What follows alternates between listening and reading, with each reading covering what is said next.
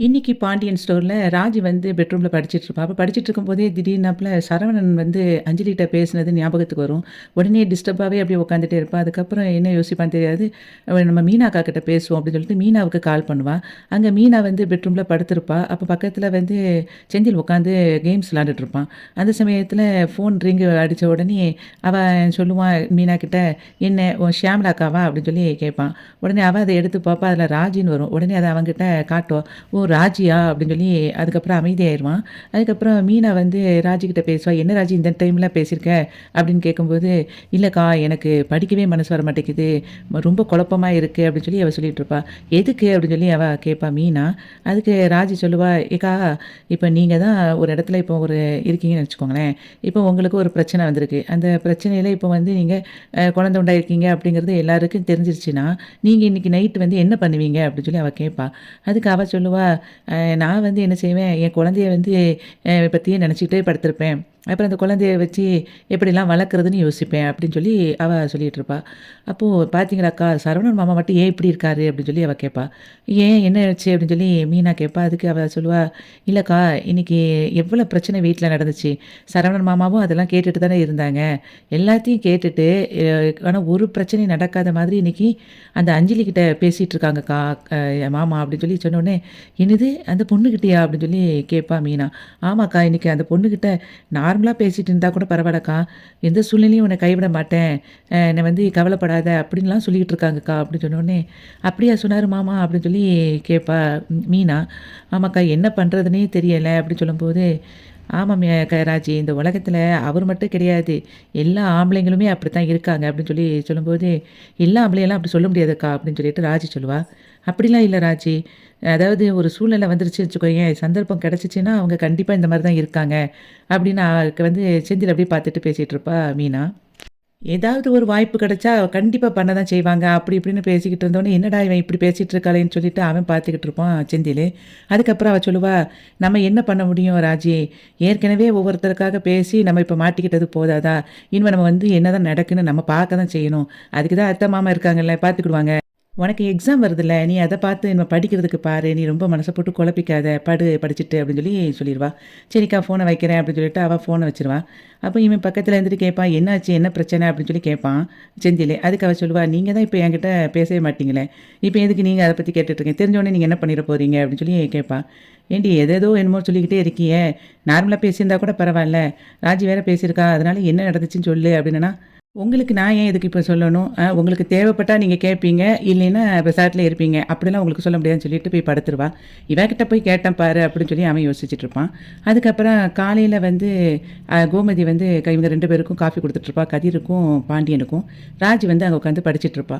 அப்போ வந்து பாண்டியன் கேட்பான் கோமதிய பார்த்து, "நீ எப்போ மயில பார்க்க போற?" அப்படின்னு சொல்லி கேட்பான். அதுக்கு, "எனக்கு எப்படி பார்க்குறதுன்னே தெரியலைங்க. நான் வந்து எப்படி தனியா போறது? பெசாட்ல நீங்களும் வாரீங்களா?" அப்படின்னு சொல்லி கேட்பா.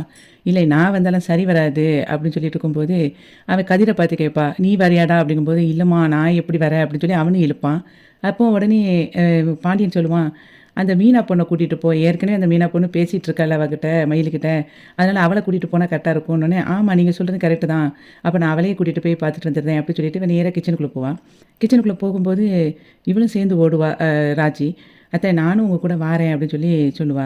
அதுக்கு வந்து இவ சொல்லுவா கோமதி, "ஆமா உனக்கு தான் கிளாஸ் இருக்குல்ல, அப்புறம் எப்படி வருவ?" அப்படிங்கும்போது, "இன்னைக்கு ஞாயிற்றுக்கிழமை தான். நான் வாரேன் உங்க கூட." நானே, "சரி நம்ம 3 பேரும் போயிட்டு வந்துரலாம்." அப்படின்னு கோமதி சொன்ன உடனே ராஜி, "அப்ப நான் கிளம்பிட்டு வரேன் அத்த." அப்படின்னு சொல்லிட்டு அவ போயிருவா. அதுக்கப்புறம் மீனாவுக்கு கால் பண்ணுவா. "என்னடி பண்ணிக்கிட்டு இருக்க?" அப்படின்னோனே, "நான் சும்மா தான் இருக்கேன். இன்னைக்கு உனக்கு எதுவும் வேலை இருக்கா?" அப்படின்னு கேட்பா. உடனே கோமதி. அதுக்கு மீனா சொல்லுவா, "என்ன வேலை இருக்கு? கொஞ்சம் துணி இருக்குது. அதுக்கு அடுத்தது உங்க பிள்ளைக்கு சமைச்சு போடணும்." அப்படின்னு சொல்லி சொல்லுவா. "அப்படியா? சரி நம்ம இன்னைக்கு மயில போய் பார்த்துட்டு வந்துருவோம்." அப்படின்னு சொல்லி சொல்லும்போது, "எதுக்கு நான் வரணும்?" அப்படின்னு சொல்லி அவ கேட்பா. வாடி நான் பிறவு எப்படி போறது?" அப்படின்னு சொல்லும்போது, "அதுக்கு தான் மாமா இருக்கார்ல." அப்படின்னு சொல்லி அவ சொல்லுவா. "இல்ல மாமா வரல. ராஜி தான் என் கூட வாரா." அப்படின்னு சொல்லும்போது, "அதான் ராஜி வரால்ல."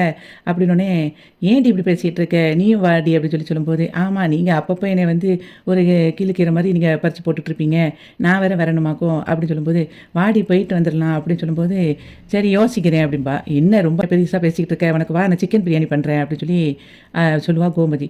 சிக்கன் பிரியாணியா? அப்ப நான் உடனே வந்துருதேன். சரி அப்படின்னு சொல்லிட்டு, "உங்க பையன் கடையில சாப்பிட்டுக்கிடுவாரு" அப்படின்னு சொன்ன உடனே செந்தில் அப்படியே பார்ப்பான். அதுக்கப்புறம், "சரி இப்ப நான் உடனே கிளம்பி வாரேன்" அப்படின்னு சொல்லிட்டு அவ கிளம்ப போவா. அப்போ அவன்கிட்ட சொல்லுவா, "நீங்க கடையில வாங்கி சாப்பிட்டுக்கோங்க. எனக்கு அத்தை வந்து பிரியாணி செஞ்சிருக்காங்களாம், வைக்க போறாங்களாம். நான் அங்க போய் சாப்பிட்டுக்கிறேன். நான் மயிலக்காவ பார்க்க போப்போறேன்" அப்படின்னு சொல்லும்போது, அவன் சொல்லுவான், "எப்படிடி?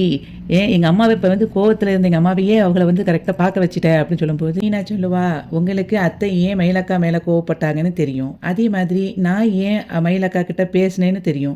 இப்ப ஏன் அவங்க போய் பார்க்க போறாங்கன்னு ரீசன் தெரியும். எல்லாம் தெரிஞ்சுக்கிட்டே திரும்ப என்கிட்ட இப்படி கேட்குறீங்க பார்த்தீங்களா? இதுக்கு தான் நான் நேத்தையே சொன்னேன்.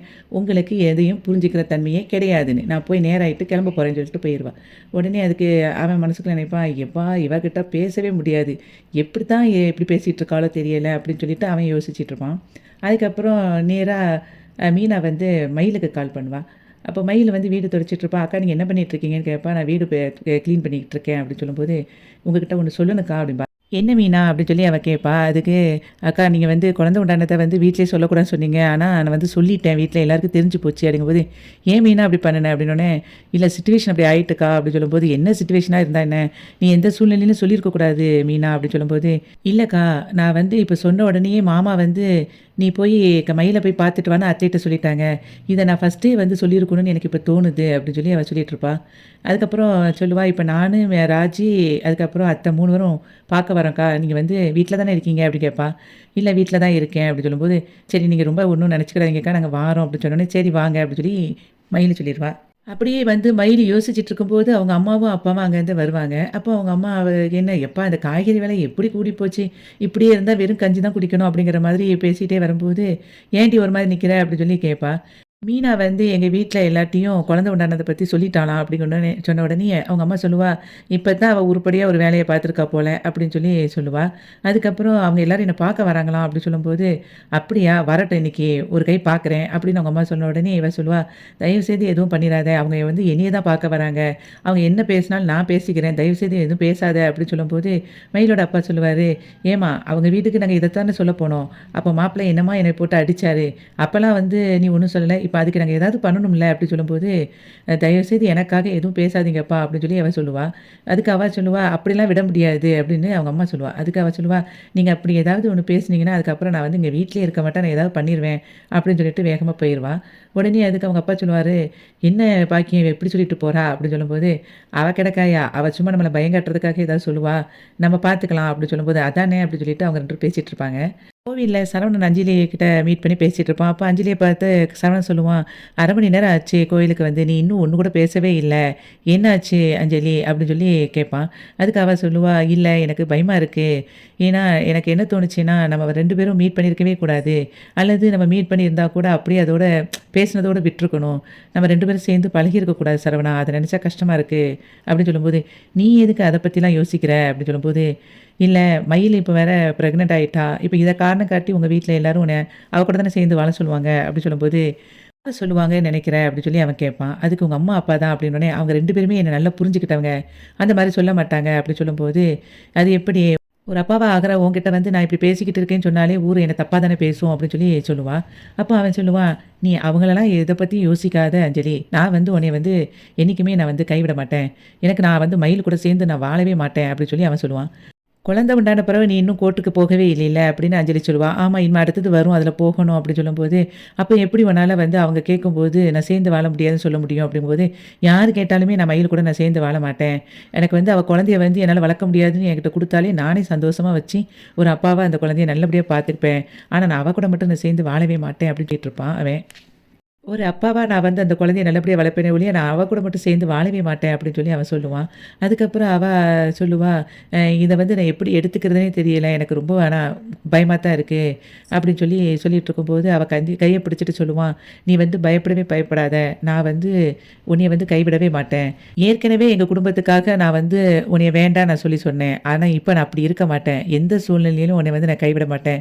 உன்ன நிச்சயமா நான் வந்து கல்யாணம் முடிச்சு உன்னை நல்லபடியா வச்சிருப்பேன். நம்ம நல்லபடியா வாழ்வோம் அஞ்சலி" அப்படின்னு சொல்லிட்டு கைய பிடிச்சாப்புல அன்னைக்கு வந்து பாண்டியன் ஸ்டோர் வந்து முடிஞ்சது. வீடியோவுக்கு ஒரு லைக் குடுத்து சேனல சப்ஸ்கிரைப் பண்ணுங்க. நன்றி.